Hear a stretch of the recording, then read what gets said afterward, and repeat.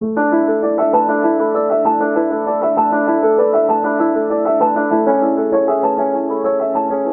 very good afternoon to you and a very warm welcome to the first of our Banks 45 webinar series, aptly named to reflect a number of short and focused 45-minute sessions on a variety of topics which we hope will be insightful and beneficial to you.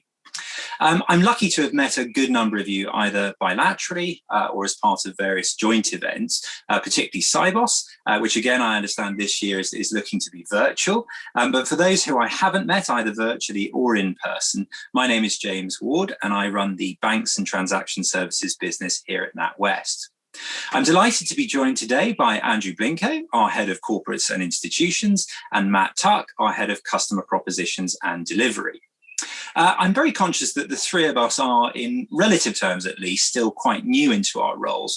So I felt it was a good opportunity to hear, particularly from Andrew and Matt, as senior leaders in the organisation, and particularly as close sponsors of our FI business.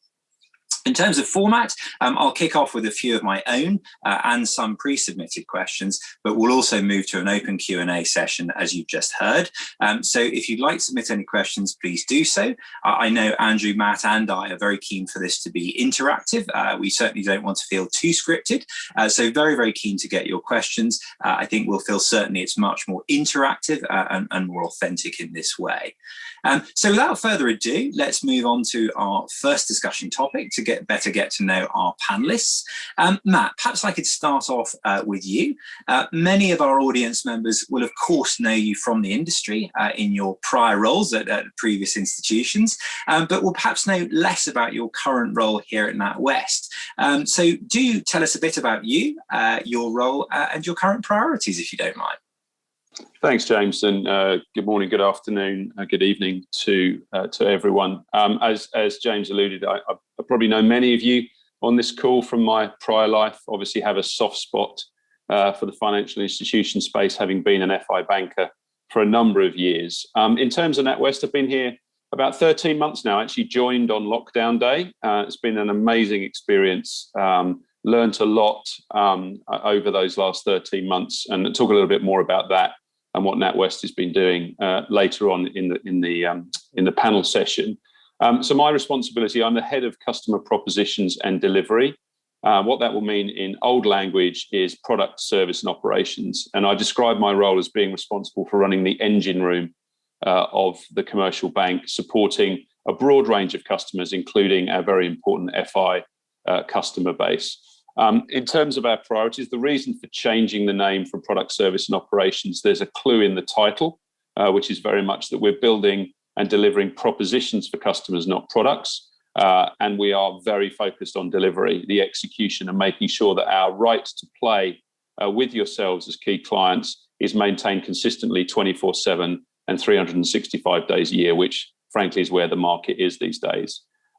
In terms of sort of priorities for me, having joined, obviously it's been an interesting year for all of us. Our focus has been very much on making sure we're delivering for customers as we have always done. But I think in the last 12 months, that's been obviously heightened, and particularly in the FI space where we're often customers of each other, we're often competitors of each other, and in many cases we're also partners of each other. So making sure that collaboration is at the forefront as we navigate through the challenging times that we've had as an industry and I guess globally day to day over the last 12 months.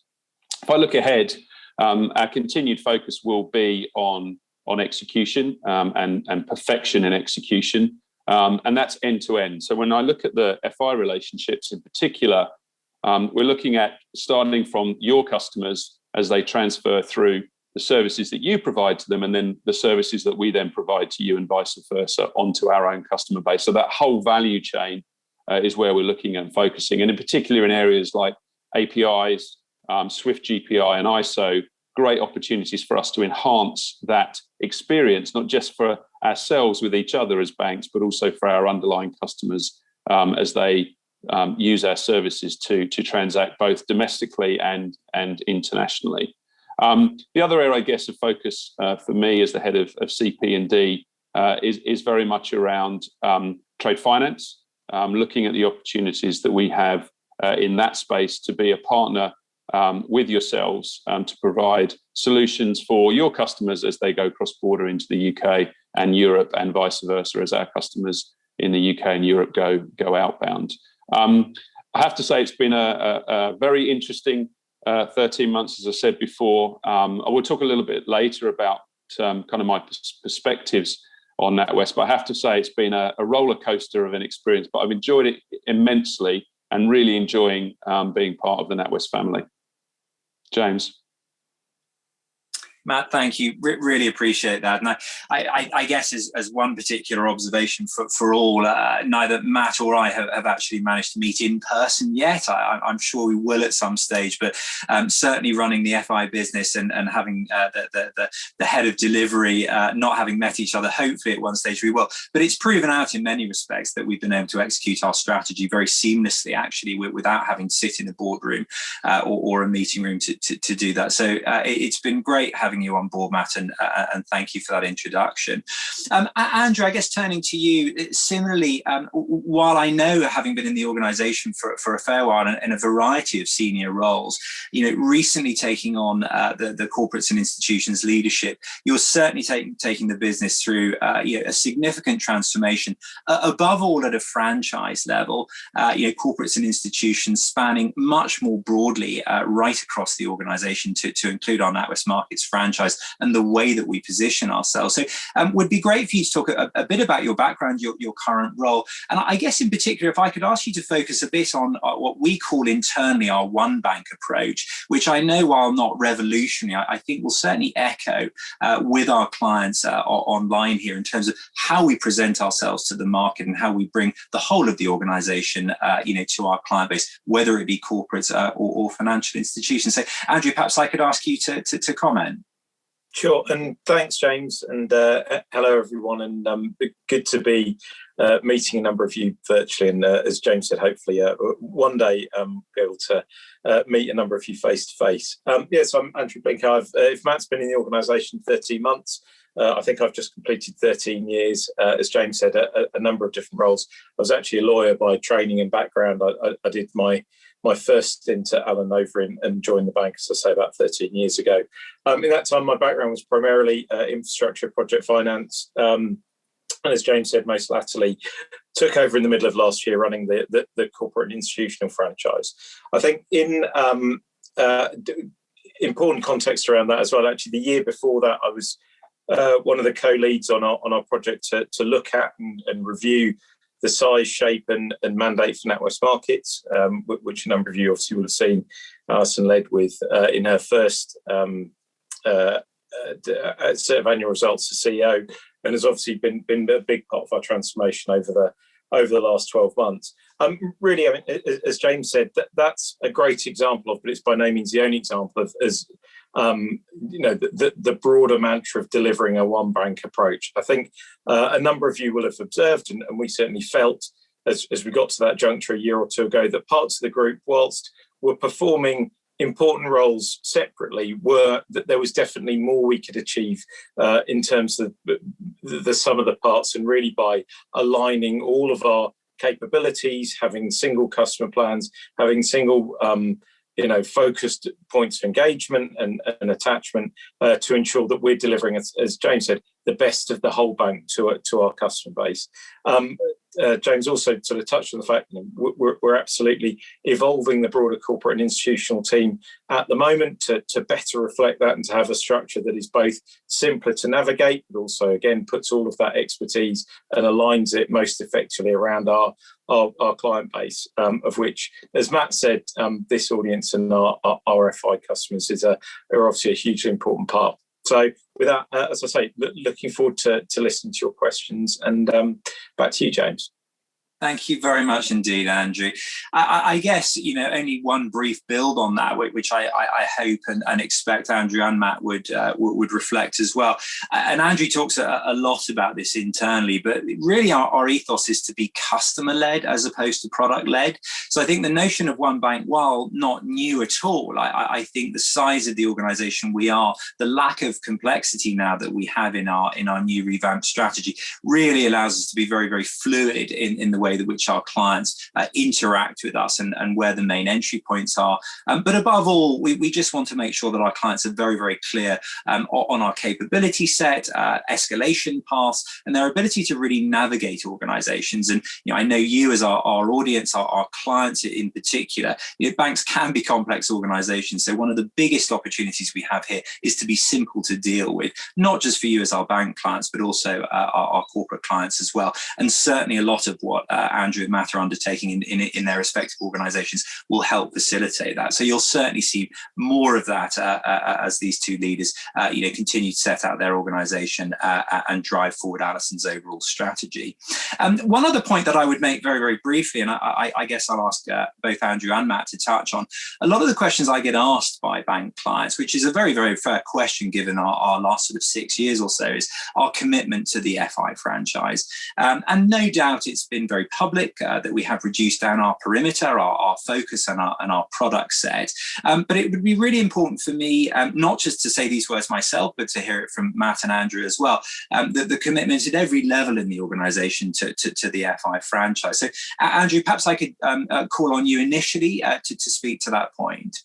Yeah, happy to. So simple answer, James. Yes, of course, it's a really important part of the franchise we're building. I think as you alluded to, though, clearly, as everyone will be aware, the bank has undergone a period of not insignificant change over a number of years. So I think one of the points I've been really keen to focus on for us, not just with our FI client base, but more broadly as well, is being really clear where we're strong, where we think we can best help you, where we can partner with you. Matt touched on trade earlier, and obviously a number of other areas. But then, so being really clear where our areas of focus are, where our strength in terms of our proposition is, and making sure we can then provide fantastic service and products around our customer set, but delivering it in a way that really adds value rather than trying to either overcomplicate our offering, either geographically or from a product set, or indeed undersell ourselves, where I think it is always a risk if you end up being muddled in terms of what our offering and what our opportunity is. So simple answer, yes, absolutely a critical part of our vision, our plan going forward, a really critical part of today as well as yesterday. And very much the focus for us is around that clarity of message, clarity of support, and real focus on where we can add value in helping you achieve your aspirations, solve your problems, and then work together to really deliver fantastic outcomes for our either collective or individual customers of our own. Thank you, Andrew. And Matt, you referenced it earlier. We know you have a sweet spot for this franchise in particular, which we routinely abuse. But in many respects, I think it's good to know that we do have seniors in the organisation who have the background, who understand the franchise. That speaks to yourself. It also speaks to Paul as well. Yeah, no, it does. There's no lack of senior support for this part. Not that actually it should ever be in question. If you think about the value that the FI franchise brings in terms of global connectivity, global insights. Our customers' needs need to be served outside of the UK and Europe. We need partners to do that, and many of the banks on the call today will be front and centre of that. And similarly, as I said before, as we're helping our own customers, we want to help our bank clients, customers, as well as they navigate into the jurisdictions and products in which we play. I mean, I think Andrew touched on it, and you mentioned it as well, James, around simplification. One of the great things I found at NatWest is we're crystal clear on what we want to be, and we play in many, many spaces. In the FI space, we're really clear what we want to do. That allows us to have a laser focus, and when it comes to investment priorities, it makes our lives somewhat easier, in fact, because the list of things, whilst always long, is slightly shorter than perhaps some others, and that allows us to be able to invest in the spaces that we need to, and continued investment in this space is key. The market changes so quickly that if you don't stay ahead of the game and continually invest in this space, you will fall behind. So making sure that we're clear on what our customers' needs are and are building into that, and things, as I referenced before, things like ISO, a great opportunity for us to do more in this space, not just for our own customers, domestically, corporate customers, but also for our FI customers. So no lack of energy and attention, James, I think is the headline. No, that's great to hear, and it's good to have you both reiterate as much as I do and my team do to clients each and every day. Matt, I will come back to you briefly, if I may, touching on culture, and I guess this will also build into purpose and our purpose-led strategy. You've had some 12, 13 months here. I know it's been virtual and therefore an extremely unusual time to join an organisation, but I guess you've had a really good chance to have a look and feel at what NatWest really stands for, particularly to Andrew's earlier point around the transformation that we've undergone in the last sort of 6 to 7 years in particular. So talk to us a bit about your feelings about the culture in the organisation. Yeah, I mean, look, James, I've had the privilege of working at some amazing organisations in my nearly now 35 years in banking. But what I found, particularly actually coming in during the COVID crisis, gave me a great window into how we as an organisation operate, arguably in incident management mode for the last of the 12 months. And it proved to me that the collaboration aspects of our culture are really, really strong here. And whilst we talk about One Bank and the opportunities to improve, I think we should also be very proud of how well connected and collaborative we are as an organisation. I find people have been incredibly kind with their time. Never met half of any of these people, and yet they've stepped up with a very customer-led mindset as well, which is super encouraging, right? I mean, there's a lot of opportunities to look internally, I think, as organisations in the FI space. I think we've worked extremely hard, and the culture here seems to be very much around customer first. If we think about Alison's, one of the primary reasons for joining NatWest actually for me was very much around the purpose, and I know we'll talk about that in a little while. But that purpose plays through in everyday behaviours of colleagues here who are looking to help customers, communities, and each other. And actually, that's been a really interesting experience for me over the last 12 months. And I'm sure it'd be interesting to hear from other FIs a very heavy focus on well-being and looking after our colleagues, each other, if you like, through these challenging times. Has been a really high priority for the group, which again plays through to the culture of the organisation. So whilst we can always improve, I actually think we're starting from a really, really strong base as we continue to look at how to become an even more purpose-led organisation. Thank you, Matt. And yeah, Andrew, obviously you've known the culture of the organisation over the last 13 years or so. But I guess for you, particularly taking over the business in the middle of a pandemic, and particular as the government lending programs launched, I guess my observation, but it would be great to hear your perspective from sitting at the Exco table, is our enthusiasm and speed with which we adopted the government lending programs, as well as the commercial paper programs, at every single level of society, whether it be the B-bills right through to the CCFF programs, has been something that's been really positive to watch, and I guess really embodies our sense of purpose. But great to hear your thoughts on that. James, completely agree with that, and would echo everything Matt said as well. I think a big part of that is one. It's inherent, I think, in the culture at the bank. I think it's a very strong part of Alison's culture as well, and I think you see that One Bank tone and customer focus very much driven by a hugely consistent theme across all of the senior leadership of the bank, and as I say, with Alison at the fore of that as well. So I think I would echo Matt's point. I think we find ourselves as a very aligned, very cohesive, very consistent organisation in terms of the values that run through the bank at the moment.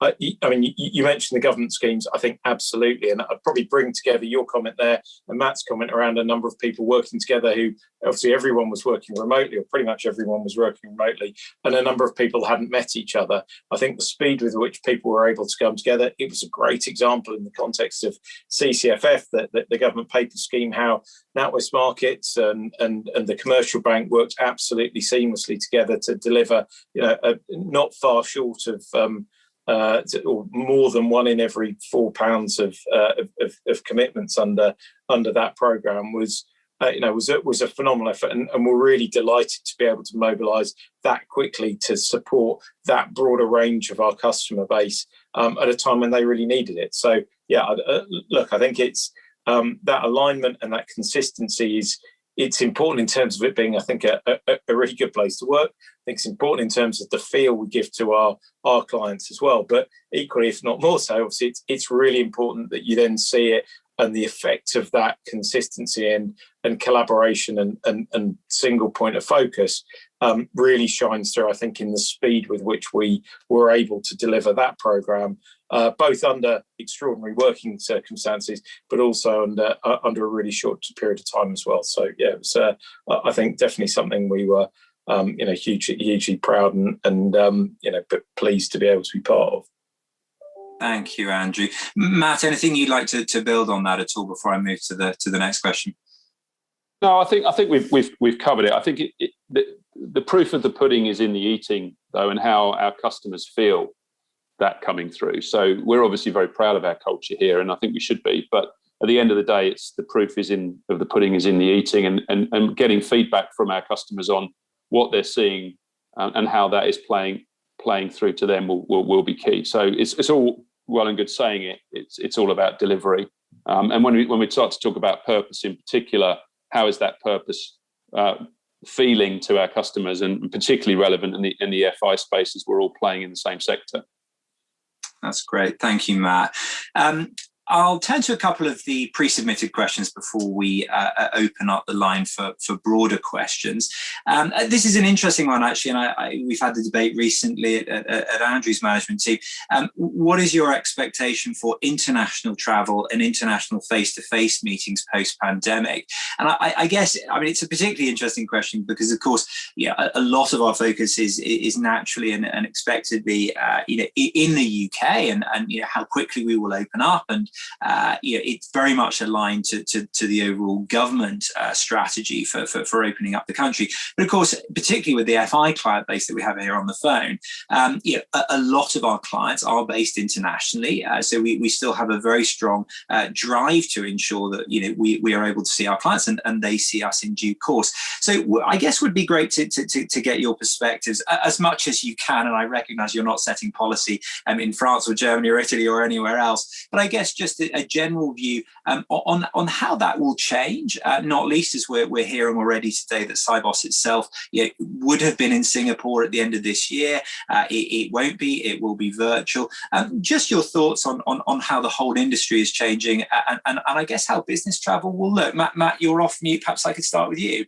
Yeah, look, I think I'm sure I'm share the view of everyone that I'm frankly sick of sitting in my home office every day of every week and keen to get back out there. I think the answer is we'll obviously do the right thing to make sure that we're keeping people safe first and foremost. But secondly, we'll be led by our customers. Assuming we're allowed or legally allowed to travel, this is a relationship-led organisation. And in FI in particular, I think it is very much a people-led business. Having spent some time in it personally, I think it makes a huge difference when you build those personal relationships. And having spent 13 months on Zoom, having not met any of my colleagues, I'm desperate to get face to face, and that's no different from a customer perspective. I think if I look at it from an industry standpoint and just sort of socially, the lack of air travel obviously is having a positive impact on the climate, and we shouldn't walk past that. So for me, I think it will be.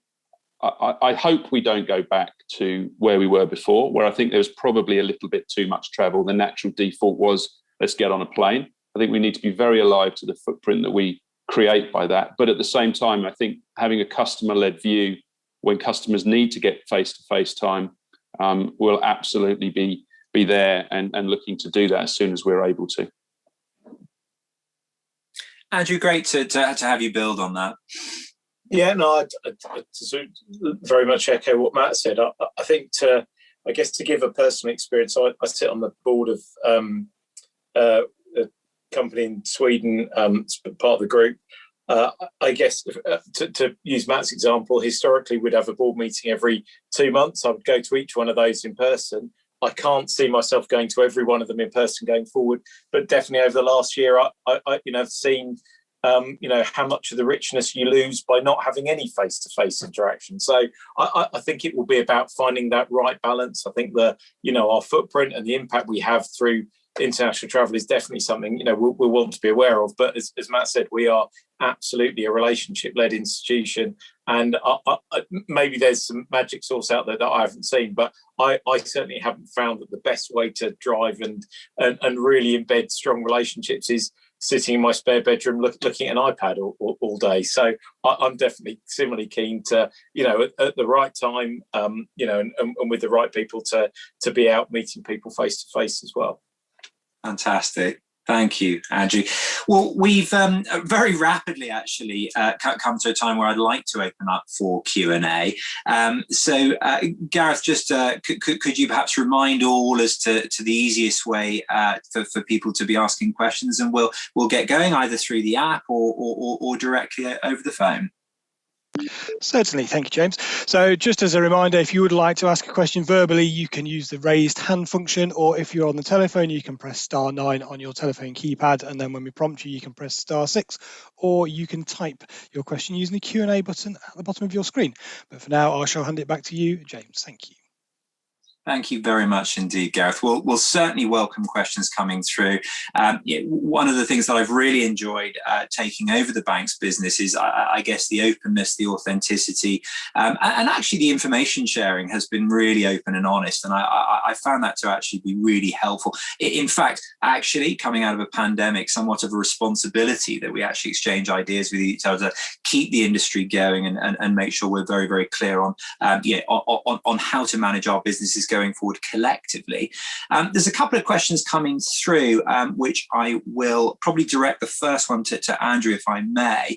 ESG is at the forefront of industry considerations. How are NatWest turning this focus into tangible changes and business decisions across market segments? And I guess, Andrew, I'll lead you a little bit perhaps with our ESG advisory team in particular, but love to hear a bit more about your perspective. I know you've been deeply involved in this space. Yeah, no, thanks, James. And I think it's important to say that I think our ESG agenda spans both internal, our own footprint. We became carbon neutral, I think, last year, and intend to be carbon positive by the end of 2025. And so, in terms of our internal footprint, but then more broadly, in terms of how we're engaging with and leading, helping or aspiring to lead the market in terms of that broader societal shift. So our aspiration is to halve the carbon impact of our financing by 2030. But then in terms of on a day-to-day practical level, we have a really strong ESG advisory franchise that sits as part of my business. We have a strong ESG lens through the FI and corporate bond distribution business, and indeed the continual evolution of a number of both products and indeed partnerships. We recently announced a partnership with Octopus in terms of our ability to, or our partnership with them to help our corporate customers move to or transition to installing charge points to support electrification of their own fleet. So it's absolutely, it's one of the three key pillars on which we're currently focusing our purpose. It runs, I would say, very deeply through the objectives, the drive, and indeed in terms of how we want to set ourselves up, but also in terms of our product offering. We have, I think, for certainly each of the last 5 years, been the primary lender to renewables projects, for example, across the UK, and continue to export that technology sort of into broader markets as well. So it's something we're very keen to lead on. It's something we're very keen to. We're very proud of our record in leading on. It's something we're very keen to continue working with our customers on. But equally, we recognise that this is not something that it's not, ESG isn't really a competition. It's about how we can collectively make the environment, the communities we all live in better. So we're absolutely very keen to partner as well, both with on the FI and on the corporate side as well. James, if I may, just a couple of add-ons to Andrew's summary. One, obviously we're the finance business partner for COP26, and we're really looking forward to that. I think it's a great opportunity when Andrew talks about collaboration. He's spot on. At the end of the day, we all win or we all lose. I don't think there's anything in between. So collaborating and learning from each other is fantastic. And the other area, I think, as we look at the pandemic, what it's done in areas like cash and checks, for example, and we're very much hoping our FI partners will help us with this, is it that finally the pivotal opportunity to try and move away from a very carbon heavy product set that requires lots of transit and lots of paper and lots of unnecessary work by really pushing towards a much more digital set of solutions for customers to move money around, whether it's domestically or internationally. So I think some great opportunities in that ESG space through new products.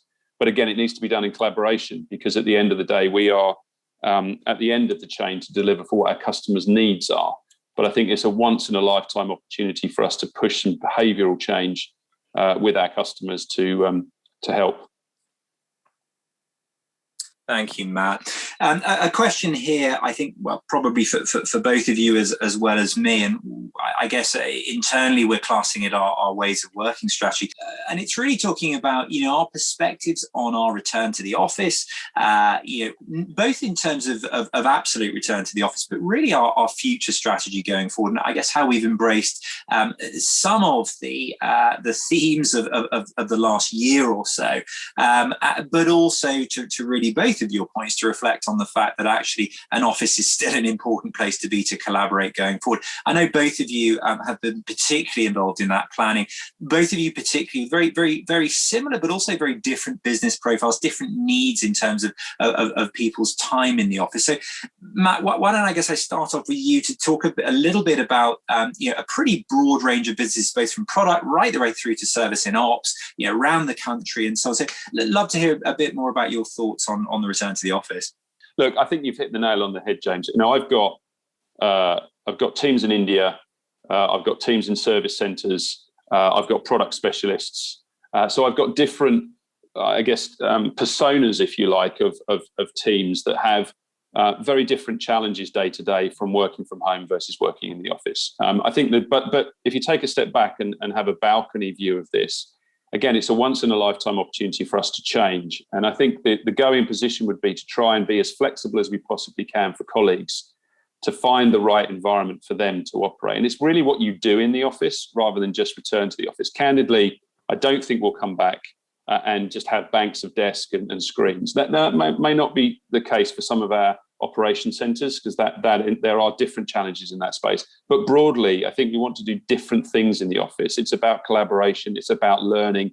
It's about spending time with colleagues. The coffee or the water cooler, which has been the biggest challenge, I think. There's also the risk aspect to it as well. Working from home adds additional risks, both in terms of well-being, but also just from a business perspective. So I think our approach will be definitely not to come back as we were before, but find the right balance for the different kinds of activities that we need to do within the different teams. And as you probably sense, I'm desperate to get into the office. I suspect Andrew will share the same sentiments. I know very, very keen to get back in, and I think particularly Andrew running what we class, of course, is very much a frontline business. That ability to collaborate right through from transaction services through to the heritage structured finance businesses to the capital markets business that obviously we work very closely with. Being in the office to collaborate through it really, really key. But let me not steal your thunder there. Great to hear your perspective as well. No, James, I think Matt put it very well. Probably like everyone over the last year, I've had some days where I finished the day and I thought, well, if I'd been in the office today, I'd have frankly wasted a couple of hours commuting, because it's just sort of been one of those days. And there's been other days where I thought, well, actually, I think we'd have had a richer experience and delivered things better if we'd been able to do it in person. I guess the other bit, and clearly it's not just about being in the office. I think, to hark back to the early questions, it's about being proximate to our clients as well as just to our colleagues as well. But if I think about to Matt's point, the things that how we drive culture, how we drive collaboration, innovation, how we train people, how we brainstorm, those are all things that I think we've all tried lots of different ways to do remotely, and remotely absolutely has a part in it. But there is clearly a richness and an opportunity that comes from being in person with people that will allow us to be better or more rounded and more versatile in how we deliver that. As I say, that there are also a number of things or tasks I think that we previously sat in the office where ultimately, when you look at it now, all we were really doing was putting a different set of clothes on, travelling however long it took to get into the office, getting in the office, sitting down and doing it, and then doing that journey back in reverse. So I think it's about being smart with what our time in office is for, making sure we really make the most of it, and allow our staff to have as a more flexible experience, as I think is clearly one of the mega trends we see across society at the moment. It's around an ability to choose to be more mobile, to be more agile. I think as Matt said, it's a really a once in a generation opportunity to really respond to that and set the dial in a place that means we end up with the best of both worlds. As I say, I think if we're sitting in a year's time, if either we're working the same way we were a year and a bit ago, or we're working the same way we did today, that then we'll have missed that opportunity. No, it's a really good point, Andrew. I guess I would add my own personal anecdote. I think it's been very good to see the human side, as part of all of this. I remember vividly your daughter strutting in one day with a cup of tea for you at one stage, and I think it brings alive that sort of whole look. We're human beings, we're people. Echoes of the BBC reporter at the time, which seemed really extreme at that point, but much more normalised when she wandered in. The only thing that was slightly disappointing, it wasn't a NatWest mug, but we'll leave that to one side for a second there. I've got a question here, and it speaks a little bit, I guess, to what Matt was alluding to earlier. A lot of our clients on the phone today, clients, competitors, we're clients of theirs, we're counterparts, funding, treasury. And actually, I'm remiss in not mentioning earlier in my introduction, the network management team now under Viola Diamond now sits under Matt. So we have that sort of overall holistic view of our bank relationships right across the organization with that. But Carl's question is, with challenger banks, technology companies and PSPs becoming more established in the provision of transaction banking, do you see these institutions as a threat or an opportunity? I guess I'll start off with my own brief perspective there. I see it very much as an opportunity, frankly. I think we're very complementary in the way that we position in the market nowadays, and not just in the UK domestically, but I think right across the globe, we've seen a much clearer view from institutions as to where their strategy has driven, particularly over the last 12 months. And I think my observation certainly has been that a lot of institutions, including ourselves, have really pivoted certainly to their own domestic national interest, ensuring that that's really where the main priority is. And I think certainly shareholders have demanded that, the general public have demanded that. So I think it's given that level of clarity of strategy, certainly to all banks out there. And I think, whether it be open banking, whether it be competition coming more broadly from some of the mega trends, particularly with regard to automation and digitization and so on, this is a great opportunity for all organizations. So I certainly see the challenger bank profile as actually being really positive, really accretive in terms of partnerships in many respects, for us to learn from you, and for you hopefully to learn from us as well. But Matt, good to hear your perspective perhaps initially.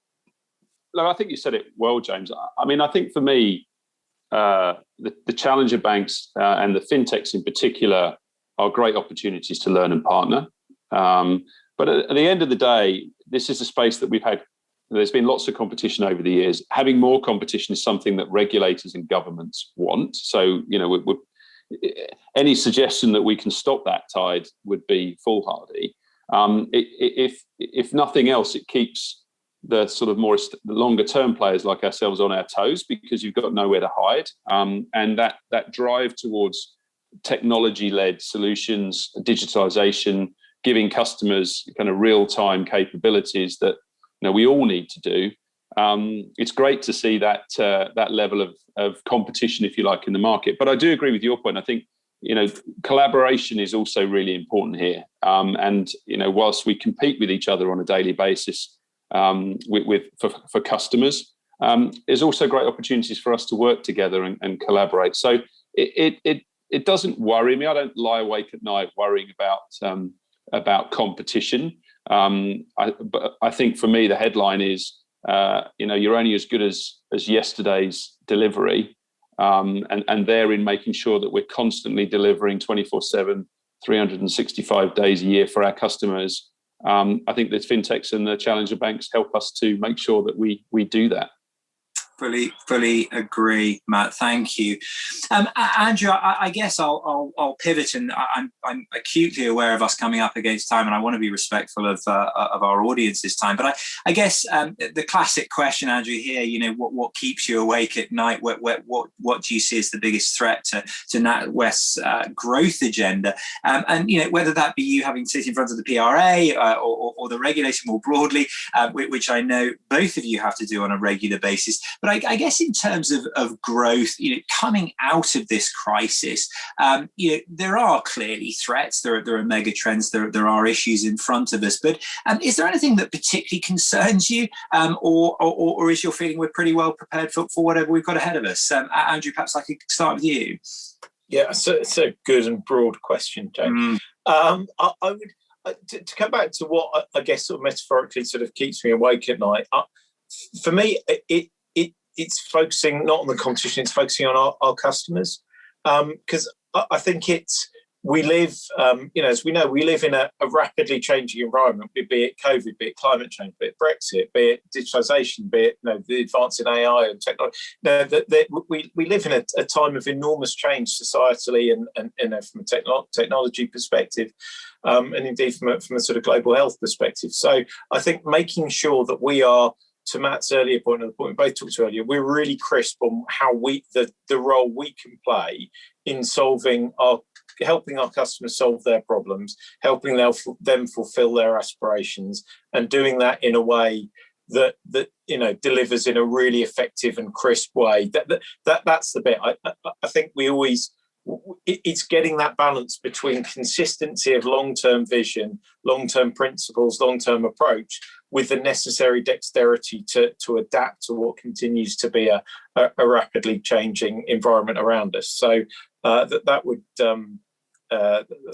probably how I'd think about it. Thank you, Andrew, very much indeed. Matt, anything else to add before I wrap up? No, not really. I mean, clearly the economic environment is key for all of us. So it doesn't keep me awake at night, but making sure that we're supporting growth in the right areas and making the tough choices that we need to make. It is going to be an interesting period from a credit perspective over the next 12 to 18 months.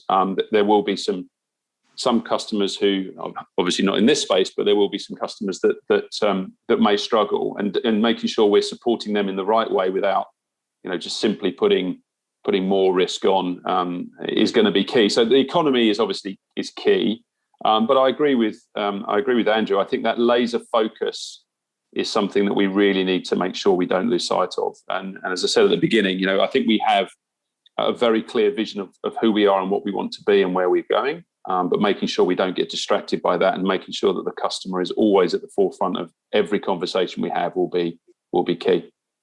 Superb. Thank you, Matt. Well, how quickly 45 minutes has flown by. I could talk to you guys for hours, and I'm sure the audience would be interested, but I want to be respectful of their time, and I know everyone will have other commitments. I guess the first thing to do is to thank you both very much indeed for your time today, your observations, your insights. I'm sure and hope the audience would have found that interesting. Above all, I know great to have reconnected to you, Matt, and Andrew, particularly to have introduced you to the market as well. That's really superb, and no doubt the audience have my commitment to make sure that both of these gents will be in front of you as well, where we can, obviously virtually initially, but in due course. I'm really looking forward, and I know these two will be as well, to meeting you in person in due course, either in your home countries or indeed in the UK, when we can open up more broadly. So it's been a real pleasure and privilege to interview you both. Thank you to the audience in particular for your time today, and I'll draw your attention to the three upcoming webinars that we have coming through, a really broad range of topics and speakers. So hope you'll be able to join us for those as well. But for now, thank you for joining, and have a really super rest of your afternoon. Thank you all.